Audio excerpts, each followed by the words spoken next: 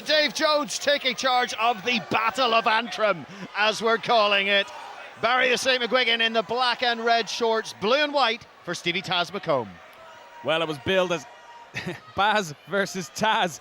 I think it's going to be an exciting bout. I think what we're going to see here is immediately Steve McComb look to get tight to Barry McGuigan, press him against the fence and look for that takedown. If he can't do that, Stuart, I think maybe that age might be the difference here. Yes, that's right. McGuigan, the much younger man at 27 years old. McComb, 35. A lot more experience, though, for McComb. Absolutely, and like I said, the experience even of losing sometimes, that can be the key. Indeed, McComb just keeping the distance at the moment, throwing out a left jab, but keeping his feet moving. Knees are heavily strapped. Throws a good leg kick there. Check that time by Barry McGuigan. Kick by McGuigan. Dealt with by McComb that time. But you could see already the intention once McGuigan lifted his leg off the ground. Steve McComb was going to look to try and charge in and take him down. Yeah, he wants to close that distance. Take McGuigan to the ground. McGuigan looking maybe to keep things standing, keep things punching. Cagey opening so far from both guys, respecting what the other guy's game plan is going to be. Well, that's it. You know, they've sparred together before. They know each other's games very well. The corner calling for an inside leg kick. And there McComb dives for a leg. McGuigan pulls back easily. Shot for the low single. Leg kick by McComb that time, checked by McGuigan. Yeah, very cagey opening. You can see Steve McComb's intentions very early on. McGuigan this time and throws a leg kick of his own and checked by McComb. A Wonder Woman spin. No punches thrown. Just still filling each other out. And this time McComb dives in and gets the takedown. Nice single that time. Faked up. Scrambles to pass. McGuigan looking to try to come back to the full guard or the half guard position, but McComb settles in a good top control. Now what can McGuigan get out of here? Pass attempt, ends up in half guard. McGuigan looking to reverse early. Needs to not give anything up though, needs to be a little more patient maybe. Yeah, strong man and quite short limbs. Would be difficult to submit. Yeah, both guys quite experienced, as you mentioned before. Heavy pressure here on top from Steve McComb. McGuigan trying to get to his side. Lacking an underhook here with this left arm of his. And McComb now looking to try to pass. Just trying to stuff this arm down. Look for some ground and pound perhaps. Well, it seems McGuigan is good at getting back into either half guard or guard. Almost back to the full guard there now, but now McComb passes easily once again. Good job by Steve McComb.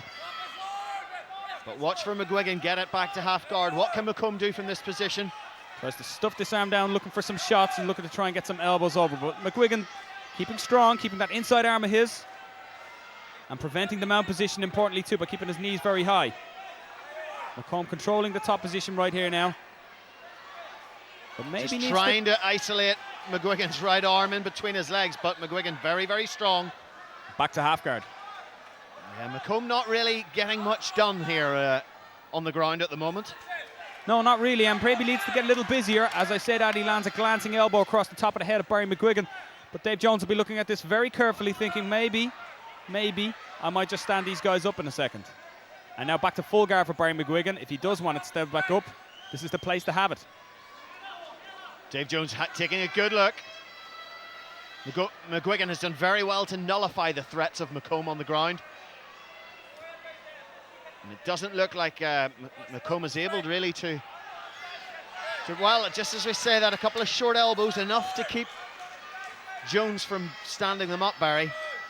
I think just as Dave Jones is having a look there, the experience of Steve McComb knows he has to go busy. Try to land a couple of shots, otherwise Dave Jones is going to have a look at the fight. Still having a strong look here, Dave. I think he's going to step in just a couple of seconds. And now, as I say it once again, experience of Steve McComb, he knows he's got to try and go. You know, we've seen Steve McComb go the distance with so many guys. Two more big elbows there, including Paddy Houlihan in a 3-round battle. That's right, Paddy Houlihan. Of course, unbeaten in his career. We've seen him twice this year in Cage Contender with spectacular victories. Well, Dave Jones has a look at it, and that's it. Up. They're back on their feet. But you'd have to say, first blood to McComb, well, but McGuigan will be pleased. Well, that's the point. McComb took him down, but didn't do it. Oh, good uppercut by McComb. Yeah, McGuigan's got to be careful, you know. I know it's it's often said, and McGuigan takes the takedown. And immediately straight into a guillotine, but there's only 10 seconds to go. He's really McComb burns out on this one here. It's a tap! It's all over. He submits him. Barry McGuigan will be absolutely kicking himself. Steve McComb has submitted Barry the St. McGuigan with literally seconds left of the very first round. McGuigan went for the takedown. Taz McComb slapped on the guillotine, and wham bam, thank you ma'am. Taz takes the victory. Oh, well, McGuigan will absolutely be kicking himself when he sees the video of that fight. He didn't need to go for that takedown. He gave a position to the grappler that he wanted, and it's a superb guillotine choke finish by Stevie Taz McComb. Ladies and gentlemen, 4 minutes, 57 seconds of the first round. Your winner by way of guillotine choke. In the red corner, Stevie McComb.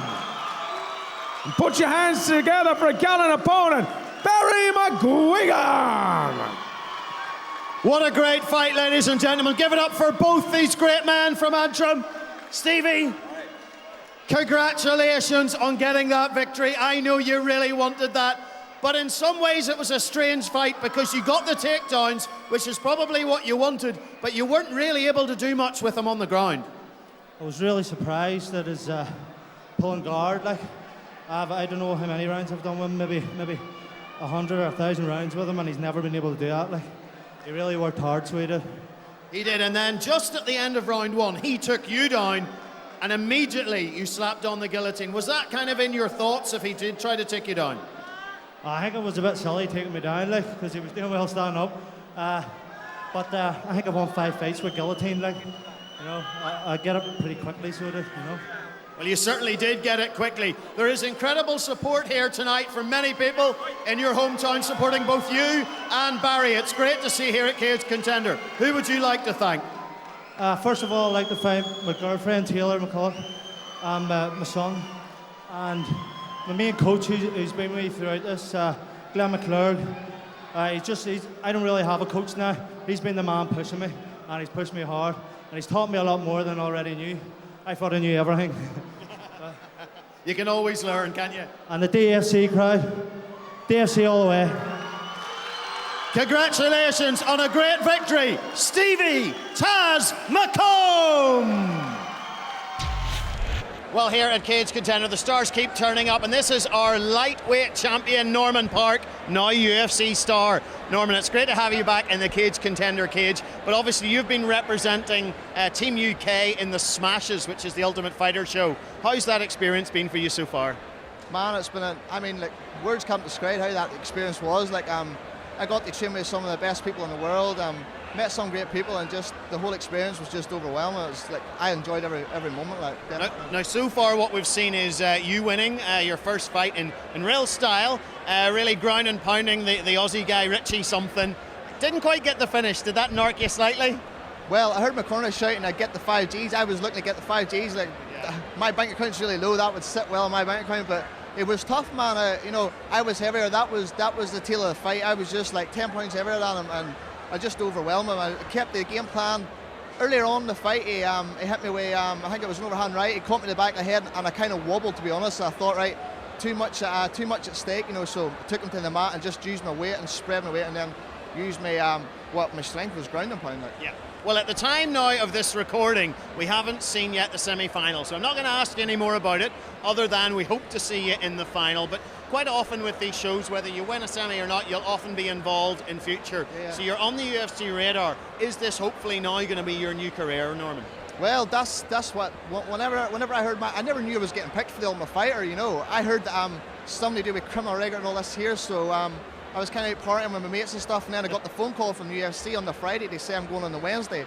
And man, it was like, I didn't even know what they say. It was unbelievable. I knew I was here. I was like 85 kilos, and I went into the house and I fought in the 4th week. So I had to cut like 15 kilos in 4 weeks, which was, man, I actually cut 7 kilos in the night before my fight, like, and I don't know what was wrong with my body. I guess it was just the change of circumstances, climate. Just it was unbelievable. The experience was crazy, but I'm sure, like, I'm in the semi-final now, and hopefully big things to come ahead. Like, I really hope so, Norman. Can you just straight down the camera, because it was all on the team, shout "pick me," will you? Pick me, pick me!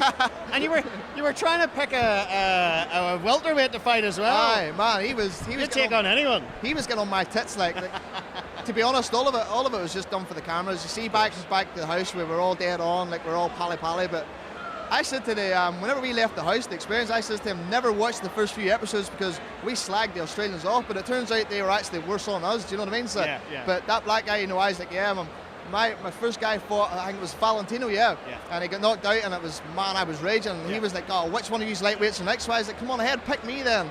I'll fight you, man. So, it made for great TV, Norman, it really did. But back to Cage Contender 15 tonight. One of your teammates is fighting Alan Philpott. We know he's been away training in Lanzarote. How's he looking, and how do you think he'll do tonight? I was away for a wee while there. When I was away, he's been in Lanzarote training on his stand-up, and he's came back, he's looking pretty sharp, and Philpott's just one of these guys, if he keeps his head straight, you can see true potential in him. He's got a lot of potential in the gym, and he's only young, I think he's 19, 20, so if he keeps his head straight, man, this fight tonight is, I think this is their third meeting against this guy here from Dublin, so it's going to be a great fight. It's one each, and the wee guys fighting from Dublin's tough fighters. Obviously, I'm going to back my boys. I think Philpott will get him by submission. Well, let's find out and see if that is true, Norman, a little later in the show. But Norman, it's great to see you again. You're still a Cage Contender lightweight champion, but we're hoping to see you as the UFC lightweight champion one day. Definitely, that's the plan anyway. Thanks for chatting to us, Norman. Cheers. Best of luck.